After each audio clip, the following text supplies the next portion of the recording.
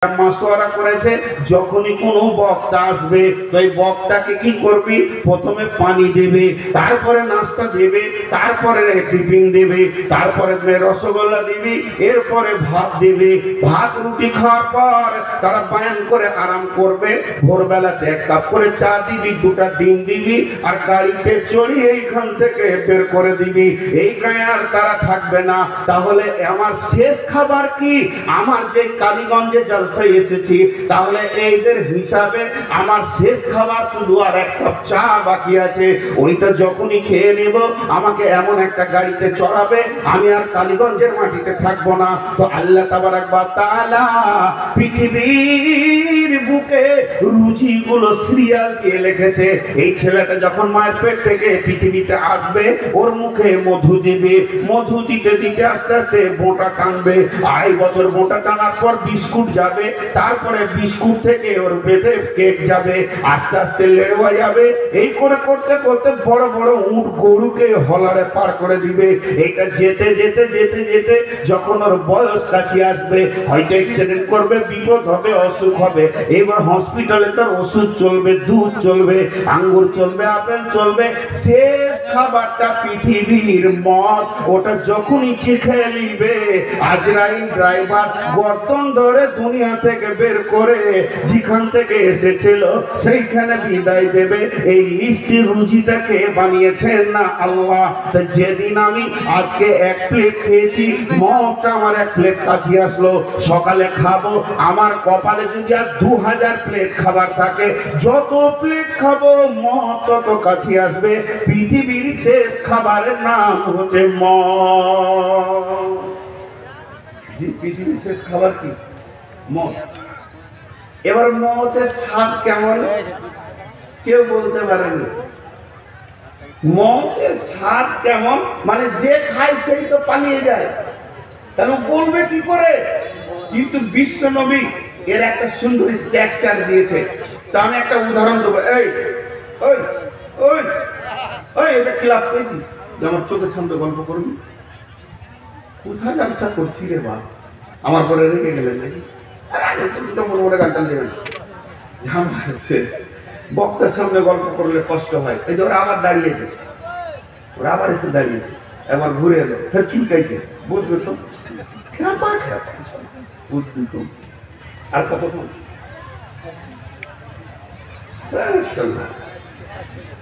এরপরে দেখেন একটা মজার জিনিস আপনাদেরকে দেখিয়ে দিই। শেষ খাবার হলো মদ। তাহলে মদের স্বাদ কি আছে? একটা ছেলে, তার অসুখ হয়েছে, এত জ্বর, সে 28-30 দিন খালি জ্বরে পড়ে আছে, ওর মুখে যা ভরছে তিতা, মধু দিচ্ছে তার ভালো লাগে না, জ্বরে ওর শরীর বুখার একদম শেষ। এখন 3-4টা ভাই, মা বাড়ির গায়ের দুধ, বাড়ির জমির ধানের চাউল, বাড়ির গাছের নারকেল আর আখের গুড় দিয়ে সুন্দর করে ক্ষীর বানিয়েছে, পায়েস। 3টে বেটাতে খেতে বসেছে, আর ও জ্বরে শিউ করছে 4 ভাইয়ের মধ্যে। তো এই 3 জনা খেয়েছে, আর বলছে মার নাই, 1 প্লেট 2 প্লেট 3 প্লেট হয়ে গেল। আর ওকে খালি ভাইয়েরা বলছে, খারে ভাই খা, মায়ের হাতে রান্না রে ভাই, মা মরে গেলে পস্তাবি, এত ভালো পায়েস কে রাঁধতে পারে রে, খাও। জোর করে বসালে তো 1 চামচও গেল না। তাহলে কি ও বলছে তিতা লাগছে। এখন আপনাদের কাছ থেকে আমি রেজাল্ট নিচ্ছি, ওই ক্ষীরটা পায়েসটা কি তিতা না ওর জ্বর? জোরে বলেন, জ্বর। এবার আসেন, পৃথিবীতে যত খাবার আছে সব থেকে দামি মজার খাবার হলো মদ। আপেল খাবেন পায়খানা হবে, আম খাবেন পায়খানা হবে, পৃথিবীর সমস্ত ফলের রেজাল্ট হচ্ছে পায়খানা। চাউল খাবেন, রুটি খাবেন, মাছ খাবেন, মাংস খাবেন, পায়খানা হবে। আর মদ এমন একটি খাবার, ওটা খেলে আল্লাহর সঙ্গে মোলাকাত হবে। এর থেকে দামি খাবার আর হতে পারে না। ওটা পায়খানা হবে না, রবের সঙ্গে মোলাকাত ঘটবে। অতএব ওইটাকে কাউকে খারাপ লাগবে, আবার কাউকে ভালো লাগবে। কাকে ভালো লাগবে, কাকে খারাপ লাগবে? যার শরীরে পাপ নাই, যার শরীরে গুনাহ নাই, ওকে মদকে ভালো লাগবে। আর যার শরীরে পাপে জর্জরিত হয়ে গেছে, গুনাহতে গোটা শরীরটা কালো হয়ে গেছে, ওকে আবার ওই মদটা তিতা লাগবে। যার মদ চাইবে না। এখন মারেফাতের তত্ত্বটা 1 মিনিটে হয়ে গেল, চলে আসলো। তাহলে আপনারা নূর মোহাম্মদকে দেখতে পান নাই, এটা আমি বলেছি কেন? যেটা দেখছেন এটা আমার দেহ, আমার আত্মাটা নাম নূর মোহাম্মদ, দেহের নাম নূর মোহাম্মদ নয়। একটা ছেলের নাম রিজাউল, মোবাইলটা কার? রিজাউলের। কোরআনটা কার? রিজাউলের। চিঠিটা কার? রিজাউলের। কলমটা কার? রিজাউলের। ক্যাঁথাটা কার? রিজাউলের। এটা এক জায়গায় করে দিলে এটা রিজাউল হয়ে যাবে? আরে হ্যাঁ না বলেন? রিজাউল অন্যজন। এখন আমাকে পিস করেন, ওইদিকে হাতটা পরে থাক, ওইদিকে মাথা, ওইদিকে পা, বলে এটা নূর মোহাম্মদের হাত, নূর মোহাম্মদের মাথা, নূর মোহাম্মদের লাশ। গাড়ি অ্যাক্সিডেন্ট হয়ে 10 জন মারা গেছি, তো সালাফি ভাই বলছে নূর মোহাম্মদের লাশটা এখানে নিয়ে এসো, আমরা দাফন করবো। তো নূর মোহাম্মদের লাশ আর নূর মোহাম্মদ দুজন আলাদা। তাহলে আত্মাটা হলো নূর মোহাম্মদ, দেহটা নূর মোহাম্মদ লাই। এখন আপনাদের থানার নাম কি? মানিহারি। মানিহারি থানার বড়বাবু, আপনাকে একটা অ্যাটেস্টেড করতে হবে, পাসপোর্ট করবেন, তোর একটা সই লাগবে। আপনি বিকালে গেছিলেন, তো ছোট বাবু বলছে নাই, একটু কাজে গেছে কাটিহার, কালকে সকালে আসবেন। সকালে যখন গেলেন তখনই কি হয়েছে? ওকে রাতারাতি ট্রান্সফার দেওয়া হয়েছে। মানিহারির বড়বাবু চলে গেছে পূর্ণিয়াতে। এবার আপনি ওখানে যাওয়ার পর বলছে ওরা নাই, সে তো চলে গেছে, কিন্তু আসলে সে তো যায়নি, শুধুমাত্র ট্রান্সফার হয়েছে। এইখানে থানাতে ছিল, কাটিহার থানায় গিয়েছে, কাটিহারে ছিল, ট্রান্সফার হয়ে আর একটা থানাতে গেল, লাভাই গেল, সেখানে ছিল, ট্রান্সফার হয়ে বারসই চলে গেল, বারসয়ে ছিল, ট্রান্সফার হয়ে চলে গেছে আর একটা জায়গায় সে তেলতাতে, এর নাম হচ্ছে ট্রান্সফার। তেমনি বন্ধুরে, আত্মা ছিল আল্লাহর কাছে, ট্রান্সফার হয়ে এসেছে মায়ের পেটে দেহতে, এখন আত্মা রয়েছে দেহতে, আজরাইলকে টেনে বের করে নেবে। তাহলে নূর মোহাম্মদ হলো আত্মা, আত্মার কোনোদিন মত হবে না। একে টেনে নিয়ে গিয়ে আল্লাহকে দিবে কবরে, কবরে দেওয়ার পর হাসরে যাবে। এই আত্মা জান্নাত যাবে, এই আত্মা জাহান্নাম যাবে। দেহ তৈরি হয়েছে মাটি থেকে, দেহ ধ্বংস হয়ে যাবে মাটিতে। আত্মা এসেছে আল্লাহর কাছ থেকে, আত্মা ফিরে যাবে আল্লাহর কাছে।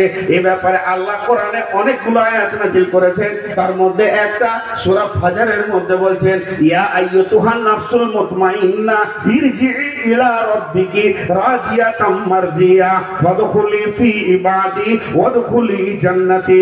হে আত্মা, ইতমিনান আত্মা, ভালো আত্মা, ওরে নেককার আত্মা রে, তুমি ফিরে চলো। তার মানে এতদিন তোমার চাকরির জায়গা ছিল এই দেহটার ভিতরে, তোমার ডিউটি শেষ হয়ে গেছে, আজকে ট্রান্সফারের দিন এসেছে, তোমার আল্লাহ তোমাকে জান্নাতের জন্য ডাকছে। এখন তুমি এই খাঁচাটাকে ছেড়ে দাও, এই ঘরটাকে ছেড়ে দাও, এই বাড়িটাকে ছেড়ে দাও, আমার সঙ্গে বেরিয়ে তুমি রবের কাছে চলো। রব তার যারা নেককার বান্দা আছে সেই দলে ভরে তোমাকে জান্নাতে দেবে। তার জন্য আব্দুল আলিম বলছেন, পরের জমি পরের জায়গা ঘর বানায় আমি রয়ে, আমি তো সেই ঘরের মালিক নয়। পরের জমি পরের জায়গা ঘর বানায় আমি রয়ে, আমি তো সেই বাড়ির মালিক নয়। এই বাড়িটার মালিক হলো আল্লাহ, এই দেহ নামে ঘরটার মালিক হলো আল্লাহ। যেদিন আল্লাহ বলবে রে তোর থাকার দিন শেষ হয়ে গেছে, তোর যতদিনের ভাড়া ছিল ততদিন তোকে আমি রেখেছি, এখন আজরাইলকে পাঠিয়ে এই ঘরের ভিতর থেকে টেনে বের করে নিয়ে চলে যাবে। এর জন্য মানুষ কোনোদিন মরে না, মরলে মানুষ বিচার হবে কার। এখন আপনার আমার দাদা মামা সব মরে গেছে বলছেন, না, প্রাইমারি স্কুলে 3টে মাস্টার আসেনি, হেডমাস্টার একা এসছে, আর ছেলে পিলে সামলাইতে পারছে না। তখন ক্লাস 4-এ একটা ভালো ছেলে আছে, বুদ্ধিমান, ওর নাম হচ্ছে হবিবুর। হেডমাস্টার বলছে, হবিবুর রে এসেছিস? বলে হ্যাঁ এসেছি। আয় তুই ওয়ানটাকে সামাল, তো ওয়ানের ছেলেটিকে সামাল, গল্প টল্প বুঝিয়ে সামাল। ওকে দিয়েছে সামালতে। হবিবুরের বাপ গেছিল মাঠ, ছেলেটা পড়ছে নাকি খোঁজ করতে, যে ক্লাসরুমে ঢুকে বলছে, হবিবুর কই রে? ওরা বলছে নাই, পালিয়েছে, সে সকালেই পালিয়েছে। হেডমাস্টারকে শুধাইছে, আছে? মুচকে হাসছে, আছে। এই রুমে ছিল, আমি এই রুমে দিয়েছি, ওকে কাজে রেখেছি। আপনার আমার কাছে আমাদের মা বাপ নাই, চলে গেছে কবরে, কিন্তু যে মালিক তাকে জিজ্ঞেস করেন আল্লাহকে, হ্যাঁ আছে, ও আমার অন্য জায়গায় রেখেছি, তোদেরকে এইদিকে রেখেছি, তোরা পর্দার খবরটা পাবি না। এইদিকে যখন ঢুকবি তখন বুঝতে পারবি ওরা আছে। ওরা কেউ মরেনি, মরে যদি যাবে তো বিচার হবে কি করে, জান্নাতে কে যাবে আর জাহান্নামে কে যাবে, ওগুলো কি তালা মেরে দেবে? না, তারা আছে, আল্লাহর কাছে জমা আছে, আল্লাহর কাছে। এই জন্য সবাই হাজির আল্লাহর কাছে, মানে মাঝি আর মুস্তাকবিল বলে কিছু নেই, সবই হালাতের ওপরে রয়েছে হাল। অতএব বন্ধু, মানুষ কোনোদিন মরে না। এবার আল্লাহর নবী বলছেন, মত হচ্ছে একটা পর্দা। বিসমিল্লাহির রহমানির রহিম। الله لا إله إلا هو الحي القيوم لا تأخذه سنة ولا نوم له ما في السماوات وما في الأرض من ذا الذي يشفع عنده إلا بإذنه يعلم ما بين أيديهم وما خلفهم ولا يحيطون بشيء من علمه إلا بما شاء وسع كرسيه السماوات والأرض ولا يعوده حفظهما ওয়াহুয়াল আলিয়ুল আযীম। আয়াতটার নাম আয়াতুল কুরসি, মানে সিংহাসনের আয়াত। এই আয়াতটার তরজমা হচ্ছে আয়াত তাওহীদের উপরে। এর ভিতরে 19খানা সাবজেক্ট ভরা আছে।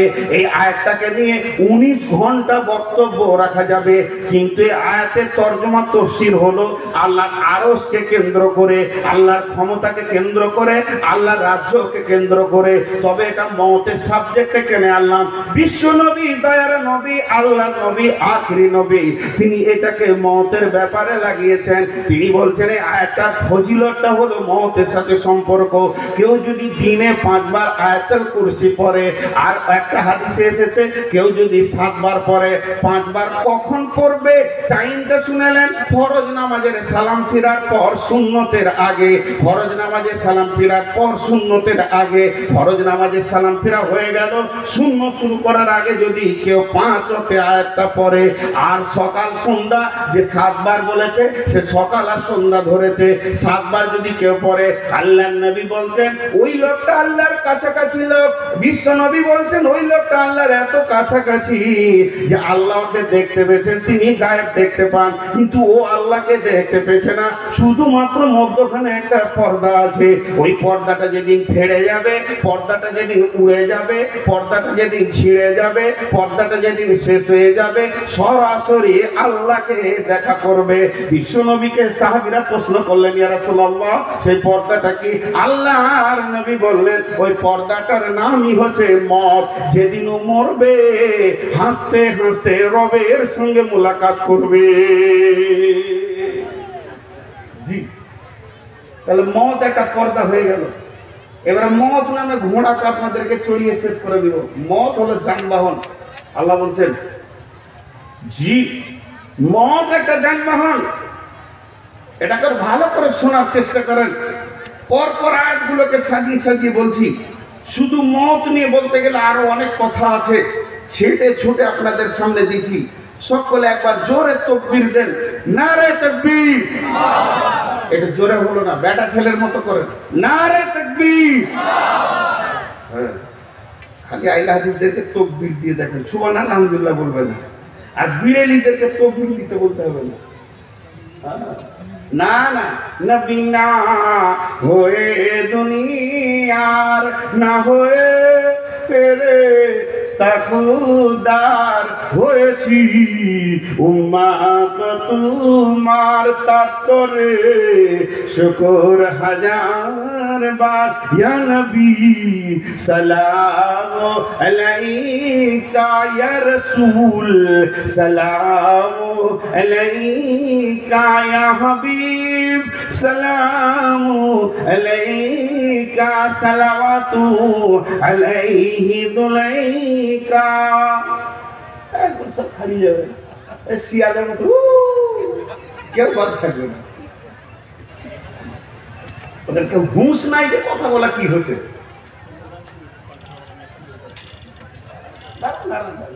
খালি এলান করে বন্ধ করে, এলানি বক্তব্য কেটে শেষ হয়ে গেছে। ऑपरेटर साहब आइए, पंखा चालू कर दीजिए स्टेज का। আর একটা খালি আর দুটো আয়াতের তরজমা করে আমি সমাপনী দিব। বিসমিল্লাহির রহমানির রহিম। قل يا أيها الذين هادوا إن زعمتم أنكم أولياء لله من دون الناس فتمنوا الموت إن كنتم صادقين ولا يتمنونه أبدا بما قدمت أيديهم والله عليم بالظالمين قل إن মুরগি বসে আছে বলে দেয় না। কুল ইন্নাল মাউতাল্লাযী তাফিরুনা মিনহু ফাইন্নাহু মুলাকীকুম সুম্মা তুরাদ্দুনা ইলা আলিমিল গায়বি ওয়াশ শাহাদাতি ফায়ুনাব্বিউকুম বিমা কুনতুম তা'মালুন। আলে দুটা বেশি সময় নিব না, আপনাদের মেন বক্তা বাকি আছে। তো এখানে একটা মজার কথা বলি, মত চাওয়া যায়? জি ভাই, মতকে চাওয়া যায়? মত চাওয়া যায়, এটাই আমাদের জানা ছিল না। মদিনাতে 2017 সালে উমরাতে গেলাম, তো ওখানে 3টে মিউজিয়াম করেছে এখন মসজিদে নববীতে, একটা কোরআনের, একটা আল্লাহর, আর একটা রাসূলুল্লাহ সাল্লামের। তো মিউজিয়ামগুলো দেখলাম ঘুরে ঘুরে, বড় বড় আলিমরা দেখাচ্ছেন। তো ওই যে রাসূলুল্লাহ সাল্লামের এটা দেখলাম মিউজিয়ামটা। তো ওটা যখনই শেষ হলো, দুটো হাদিস পড়ে মওতের ব্যাপারে বললেন।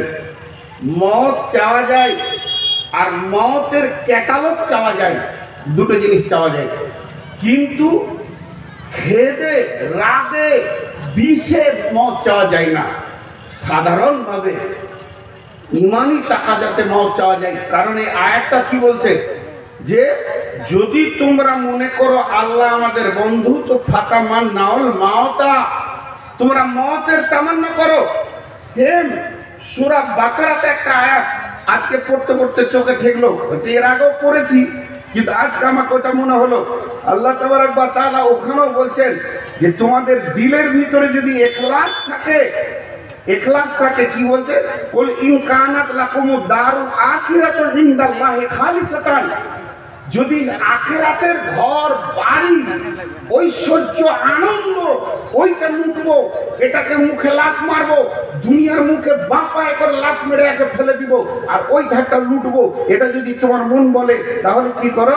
মিন দুনিন নাস ফাতামান্নাউল মাউতা, তাহলে তোমরা মাউতকে তামান্না করো। ইন কুনতুম সাদিকিন, যদি তোমাদের দিলের ভিতরে সত্যতা প্রকৃত ঈমানদার থাকে তো মাউতকে তামান্না করো। এবার আসেন, হযরতে উমর ফারুক তামান্না করতেন। উনি কাঁদতেন, কাঁদতে কাঁদতে বলতেন আল্লাহুম্মা শাহাদাতি বিসাবিলিক, এই আল্লাহ তুমি আমাকে তোমার রাস্তায় মওত দাও, ওয়াজআল ফিল বালাদি রাসূলি, এবং তোমার রসুলের শহরে মত দাও। এটা গভীর তাহাজ্জুদে কেঁদে কেঁদে যখন বলতেন, সাহাবীরা যখন শুনতে পেলেন, একদিন বলে ফেললেন আমিরুল মুমিনিন খলিফাতুল মুসলিমিন, আপনি শহীদের মত চাইছেন, এটা ঠিক আছে আল্লাহর কাছে যে শহীদের তামান্না রেখেছেন, আবার বলছেন যে রসুলের শহরে মত দাও, তাহলে তো মদিনাতে আর যুদ্ধ হবে না, মদিনাতে আর তলোয়ার বের হবে না, মক্কা মদিনাকে আল্লাহ আমান ঘোষণা করে দিয়েছে। লা উকসিমু বিহাদাল বালাদ ওয়া আনতা হিল্লুম বিহাদাল বালাদ, এটাকে আমানত ঘোষণা করে দিয়েছে। আল্লাহ বলেছেন তিনি ওয়া যাইতুনি ওয়া তুরি সিনিনা ওয়া হাদাল বালাদিল আমিন, এখানে আমান ঘোষণা হয়ে গেছে, এখানে যুদ্ধ লাগবে থাকবে না। অতএব আপনার কি করে মদিনাতে আপনি শহীদ হবেন? আপনাকে শহীদ হতে গেলে মদিনার বাইরে চলে যেতে হবে। হযরত উমর সাহাবীদেরকে উত্তর দিলেন, এটা আমি পৃথিবীর মানুষের কাছে চাইনি, আমি এমন একটা ব্যক্তির কাছে এটা আমি চাইছি যে দুটাকে এক জায়গায় জমা করে দিতে পারে। তাই তিনি মসজিদের নববীতে নামাজের অবস্থায় ছিলেন, আর আবু লুলু নামে এক বেঈমান হাবশী তাকে শহীদ করে দিলেন। অতএব বন্ধুরে, আপনি গভীর তাহাজ্জুদে উঠে বলতে পারেন, হে আল্লাহ তুমি আমাকে শহীদের দরজা দাও, হে আল্লাহ তুমি আমাকে শহীদের মত দাও, হে আল্লাহ তুমি আমাকে শহীদের মত দাও, শহীদের দরজা দাও। আমাদের বর্তমানের একজন হাফিজ ছিলেন কোরআনের, উনি বারবার কাঁদতেন আর বলতেন, এই আল্লাহ তুমি আমাকে ফজরের অর্থে মত দাও, হে আল্লাহ আমাকে ফজরের নামাজে মসজিদে সাজদার অবস্থায় তুমি মত দাও। আল্লাহ আমি চাইছি তোমার পায়ের নিচে যখন আমার মাথাটা থাকবে তখন তুমি আজরাইলকে দিয়ে আমার মতটা দিও। আল্লাহ তাবারাক ওয়া তাআলার কাছে এইভাবে মতের তামান্না করা যায়। মত ভাষাটাকে চেঞ্জ করেও তামান্না করা যায়। ইমাম বুখারী আলাইহির রাহমা যখন চারিদিক থেকে চাপে পড়ে গেলেন, রাত্রির বেলায় উঠে কাঁদলেন, হে আল্লাহ তোমার পৃথিবীটা আজকে গরু ছাগল বেঈমান লম্পট দাগাবাজ খুন খারাপি ডাকাতদের জন্য প্রশস্ত হয়ে গেছে, আর আমি মোহাম্মদ বিন ইসমাইলের জন্য তোমার এই গোলামের জন্য পৃথিবীটা অতি সংকীর্ণ হয়ে গেছে। তাই আমাকে পৃথিবী আর ভালো লাগছে না, পৃথিবীর স্বাদ আমার কাছে আর ভালো লাগছে না, এই গোলামকে তুমি তোমার কাছে ডেকে নাও। এর মানেই হচ্ছে মত। অতএব বন্ধুরে, মতের তামান্না করা যায়। আল্লাহ বারবার কোরআনে বলেছেন, ফাতামান্নাউল মাউতা ইন কুনতুম সাদিকিন। তোরা যদি সত্যবাদী হস, তোরা যদি আল্লাহওয়ালা হস, তোরা যদি আমার হস, একদিকে হলো দুনিয়া আর একদিকে হলো আমি, মধ্যখানে হলো মত। যদি দুনিয়াকে জড়িয়ে ধরবে আমাকে তিতা লাগবে, আর আমার প্রেমে যদি তোরা মেতে যাবে, মিন দুনিন নাসি ফাতামান্নাউল মাউতা, যে আউলিয়া ও মিন দুনিন নাস, আউলিয়া লিল্লাহি মিন দুনিন নাসি। তুই আল্লাহকে বন্ধু বানালি, মানুষগুলোকে আর বন্ধু বানালি না, সেই দিন তোকে মত চেয়ে নিতে অনেক গুণে ভালো লাগবে। আল্লাহকে বন্ধু বানালে তাকে মরতে কি খারাপ লাগবে? হাজি ভাই, এখন একটা দোয়া করবো যে আল্লাহ যেটি বসে আছি সব দিকে মেরে দাও, আর ঘর যাবো না। এই দেখ কে কে বুকে হাত দিচ্ছে, ওরে বাবা মরবো নাকি রে, কোন মরবি এলো রে, এখনই দোয়া করবো। কিন্তু না, আমি একটা ট্যাবলেট খাইয়ে দেবো আপনাদেরকে। আমার এখানে হাতে পায়ে একটা ঘা হয়েছিল, গ্রামের একটা ডাক্তার ছুরি এমনি করছে আমাকে, দেখছে মুরগি কি করে, মানে কাটতে দেবো না। বলছে মুরগি সাহেব এখন দিবেন না, ইঞ্জেকশনটা বার করি। কোকেন মেরে দিয়েছে, তারপর ও কেটে কেটে সাফ করলো, অসুবিধা হলো না। তো আপনাদেরকে আমি শুধু একটা ট্যাবলেট খাওয়াবো। এই ট্যাবলেটটা যখনই খাবেন আপনারা বলবেন মত এসে যাক, আজরাইল এসে যাক, আপনারা বলবেন। তো ট্যাবলেটটা খেয়ে নেন ছোট্ট করে। আমি কোনো নবী নাই, আমি হলাম নবীর উম্মত, আমি আল্লাহর গোলাম, এটা আমার দাবি পৃথিবীতে মতের আগে পর্যন্ত। তো শুধু এতটুকু বোঝানোর জন্য বলছি, এখানে কেউ নবী নেই, আর এখানে আসবে না জিবরাইল, আমাদেরকে খবর দিতে আসবে না, খবরের লাইন বন্ধ হয়ে আছে। শুধু বোঝানোর জন্যে, কিছু বুঝাতে গেলে কিছু উদাহরণ দিতে হয়। তো ওই জন্য বলছি, মনে করেন এখনই জিবরাইল এলো, জিবরাইল আসার পর কি বলছে, ফুসফুস করে বলে গেল যে আল্লাহ আরশ থেকে এই ময়দানটা এখন দেখছেন না, সত্য ওনার ইলম সবসময় হাজির, কিন্তু এখন দেখছে আরে বায়ান শুনছে যে আল্লাহ এইখানে যতটি মহফিলে নর নারী শিশু পুরুষ আছে, বৃদ্ধ শিশু আছে, আল্লাহ এই মুহূর্তে সবারই ওপরে রাজি আছে। ও হাজার পাপ করে গেছে, সব মাফ করে দিয়ে আল্লাহ রাজি হয়ে আছে। বলেন মরতে ভালো লাগবে কিনা? আর হ্যাঁ না বলেন, এই মুহূর্তে আল্লাহ আমাদের উপরে রাজি আছে, তাহলে মরতে ভালো লাগবে কিনা? ভালো লাগবে। তো সাহাবীরা কখন মওতের দিকে লাফ মেরে পড়েছে, যখন ওর নামের পাশে রাজি আল্লাহ চলে এসছে। এই জন্য ওদের তো মওতকে ভয় লাগেনি। তাহলে আমাদের নামের পাশে রাজি আল্লাহ আসবে কখন? এখনো রাজি আল্লাহু আনহু আছে, এর ভিতরে আছে, কিন্তু প্রকাশ করবে যে নবী, সেই নবীটা নেই। তবে ওটা প্রকাশ হবে মওতের আগে হবে, মওতের আগে হবে। কতক্ষণ আগে? সেকেন্ড ভর আগে। কেন? 2 দিন 20 দিন আগে দিছে না, আমি রাদিয়াল্লাহু আনহু আর কো রাদিয়াল্লাহু আনহু, আপনাদের ভিতরে রাদিয়াল্লাহু আনহু আছে, এটা দিচ্ছে না কেন? দিলে ঈমান রাখতে পারবে না, যেহেতু পেছনে গাইড নাই, নবী নেই। এমন মুহূর্তকে বলবে ওর মওতের কষ্ট হবে না। যে আয়াত আপনাদের সামনে পড়েছি, আজরাইল আসবে, আর মাত্র 2-5 সেকেন্ড বাকি আছে। আর বাকি আছে যে লোকটার উপরে আল্লাহ রাজি আছে। যেমন বিশ্ব নবীকে যখন আজরাইল তার জানের উপরে বুকে হাত রেখেছে, একবার নবী আম্মা জান আয়েশাকে দেখছেন, একবার ফাতেমাকে দেখছেন, একবার জিবরাইলকে দেখছেন, একবার আজরাইলকে দেখছেন। এমন সময় জিবরাইল আমিন বলে ফেললেন, ও দয়ার নবী গো, আমি আল্লাহকে এই অবস্থায় দেখে এলাম যে আজকে আপনি আল্লাহর কাছে যাবেন, তার জন্য আল্লাহ যেন সুস্বাগতম দেওয়ার জন্য বেচৈন হয়ে দাঁড়িয়ে আছে। এই কথাটা শোনার সঙ্গে সঙ্গে নবীজি বললেন, আজরাইল তুমি আর লেট করো না, আমাকে আমার বন্ধুর কাছে পৌঁছিয়ে দাও। ইয়া রাফিকাল আলা, ইয়া রাফিকাল আলা বলে পৃথিবী থেকে চলে গেলেন। ওতে বন্ধুরে, পৃথিবীর যত মুমিন মরবে ওর কানে রাদিয়াল্লাহু আনহু খবরটা পৌঁছাবে। সূরা ফাজরের ওই আয়াতটা বলছেন, ওই আত্মাটা নেওয়ার সময় আজরাইল বলবে, ইয়া আইয়ুতুহান নাফসুল মুতমাইন্না, ওরে ভালো আত্মারে, নামাজ পড়নেওয়ালা রে, ওরে জুয়া খেলো না, তুমি তাস খেলো না, জিনা ব্যভিচার করো না, শুনে নাও, ইয়া আইয়ুতুহান নাফসুল মুতমাইন্না ইরজিই ইলা রাব্বিকি রাজিয়াতাম মারজিয়া, রাজিয়াতাম মারজিয়া। সেটা ও হায়াতে শুনবে, মওতে নয়। আর যখন এটা শুনে নেবে, ওর জন্য আর মওতের কষ্ট থাকবে না। তোমার উপরে আল্লাহ রাজি আছে, তুমি তাড়াতাড়ি চলো, আল্লাহ তোমার জন্য অপেক্ষা করছে। এটা শোনার সঙ্গে সঙ্গে সে নিজেই ব্যস্ততা দিয়ে নেবে, সে নিজে তৈরি হয়ে যাবে, আল্লাহর কাছে ফিরে যাব। অতএব মুমিনের মওতের আগে কোকেন পড়ে যাবে, ইনজেকশন পড়ে যাবে, মওতের কষ্ট সে পাবে না। জি, ফাতামান্নাউল মাউতা, মওতকে তামান্না করেন কুনতু সাদিকিন। যে আল্লাহ ইহুদিদেরকে বলছে, ওয়ালা ইয়াতামান্নাউনাহু আবাদা বিমা কাদ্দামাত আইদিহিম ওয়াল্লাহু আলিমুম বিযালিমিন। এরা কোনদিন মওত চাইবে না, এদের হাতের আমল ভালো পৌঁছায়নি। এটা আবার উদাহরণ দিব, এই উদাহরণটা শুনেন, মন দিয়ে শোনেন। প্রত্যেকটা আমার উদাহরণে খুব মজবুত পয়েন্ট থাকে। এই আপনার গ্রামের কোন লোক দিল্লি যাবে, তা আগেকার যুগে টিকিট করতে গেলে কাটিহার যেতে হতো। তোর বাড়িতে একটা রাখাল আছে, মা নাই বাপ নাই, এতিম ছেলে ওর ঘরেই থাকে।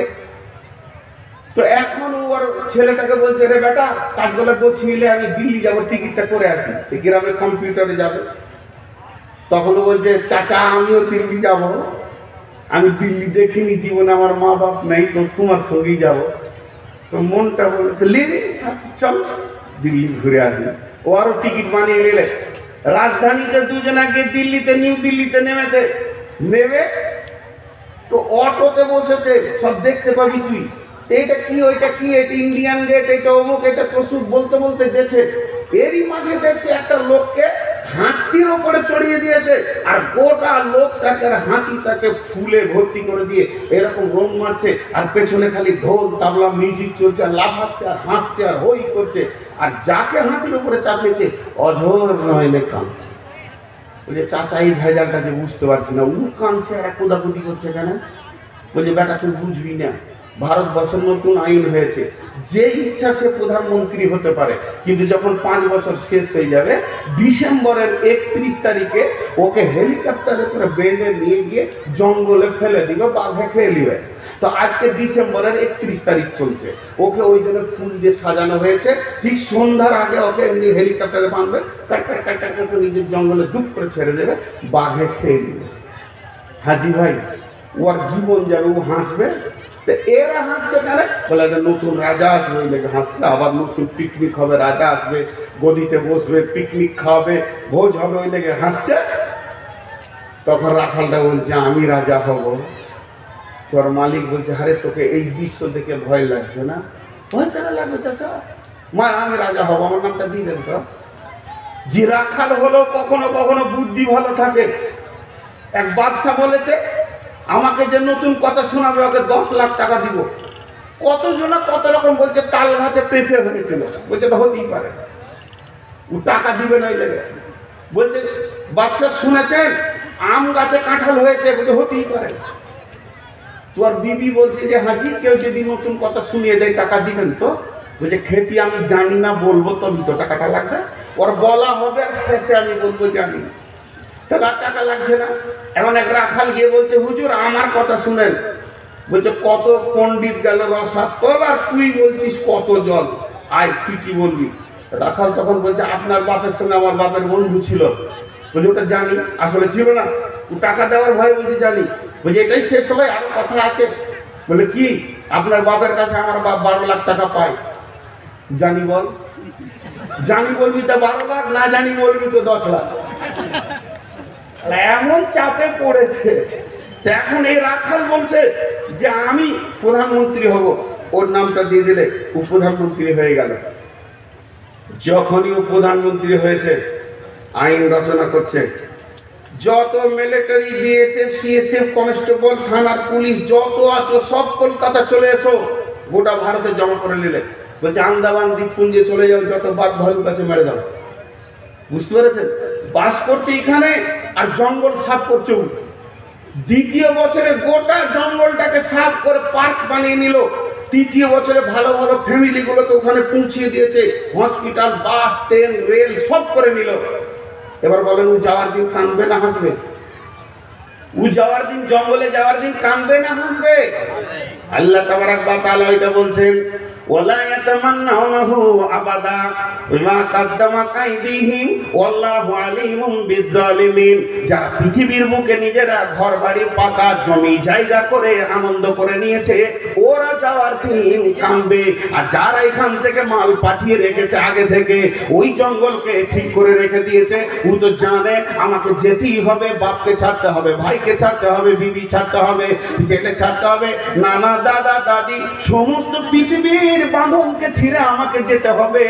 তাহলে ওই জঙ্গলটার নাম হলো আখেরাত। আর আখেরাতে মাল পৌঁছানোর একটা রাস্তা আল্লাহ করে দিয়েছেন, সাদকায়ে জারিয়া, দান খয়রাত। যে 10,000, 20,000, 25,000 পাঠিয়ে পাঠিয়ে পাঠিয়ে পাঠিয়ে রেখেছে, ওই লোকটা যেদিন মরবে সেদিন হাসতে হাসতে যাবে। ও জানে এখানেও ছিলাম 20 বিঘের মালিক, 50 লাখের মালিক, ওই দ্বারা 50 লাখ পাঠিয়ে রেখেছে, ওতে মতের দিন সে কানবে না। তাই আমার আল্লাহ বলছেন, ওয়ালা ইয়াতামান্নাউনাহু আবাদা বিমা কাদ্দামাত আইদিহিম ওয়াল্লাহু আলিমুম বিজ্জালিমিন। যারা জালেম হবে তাদের হাতের আমলগুলি খারাপ পৌঁছে আছে এখানে, ওতে তারা মতকে চাইবে না, কিন্তু মতকে চাইবে ওই যে ভালো আমল পৌঁছে রেখেছে। আর একটা আয়াত আছে, 5 মিনিট লিব, অসুবিধা চলে নিয়ে না, চালান বলে নাই। হ্যাঁ, যার ভাগ সে চালাবে, আমি কেন চালাবো? জি, দ্বিতীয় একটা বার শুনেন। আল্লাহ বলছেন, বিসমিল্লাহির রহমানির রহিম, কুল ইন্নাল মাউতাল্লাযী তাফিররুনা মিনহু ফাইন্নাহু মুলাকীকুম সুম্মা তুরাদ্দুনা ইলা আলিমিল গায়বি ওয়াশ শাহাদাতি ফায়ুনাব্বিউকুম বিমা কুনতুম তা'মালুন। একটা বড় কঠিন। আল্লাহকে সাক্ষী রেখে বলছি, যখন এই আয়াতটা কখনো কখনো একা মনে পড়ে, নিজের আমলের কথা প্রকাশ করতে নেই, চোখে পানি আসে যে কি ঘটনাটা ঘটবে। আল্লাহ বলছেন, নবী হে ওদেরকে বলে দাও, ওই চালাকগুলোকে বলে দাও, ইহুদিদেরকে বলে দাও, তারা যদি মত থেকে দৌড়ে পালিয়ে যায়, পালাতে পারবে না, পারবে না, মত তাদেরকে মোলাকাত করে নেবে। ওই যে প্রথমে উদাহরণটা দিয়েছি, ওই ঝালের ভিতরে, বস্তার ভিতরে ইঁদুরটা ঢুকেছে, মুখটা বাঁধা আছে। এখন ইঁদুরটা সামনে গেল, বস্তা পেছনে এলো, বস্তা উপরে, বস্তা পেছনে বস্তা, যেদিকেই যাবে সেই দিকেই বস্তাটা ওর মাথায় ঠেকবে। নবী হে, তুমি পৃথিবীওয়ালাকে, ইহুদিদেরকে বলে দাও, তোর মত থেকে যেদিকেই পালাবি সেখানেই গিয়ে মতকে দেখতে পাবি, ওতে মত থেকে পালাবার ক্ষমতা তোদের নাই। একটা হলো এক্সপ্রেস গাড়ি আর একটা হলো লোকাল গাড়ি। শুনেন মত কেমন করে আপনাকে দেখা করবে, দেখেন। একটা হলো এক্সপ্রেস গাড়ি, রাজধানী, আর একটা হলো ফকির বহা, কি লোকাল। এখন সালাফি ভাই আমি আর আপনাদের হেড মৌলানা তিনজনাতে নিয়ত করেছি আগামী কাল সকালে শিলিগুড়ি যাব, কোনো কাজে যাব তিনজনাতেই।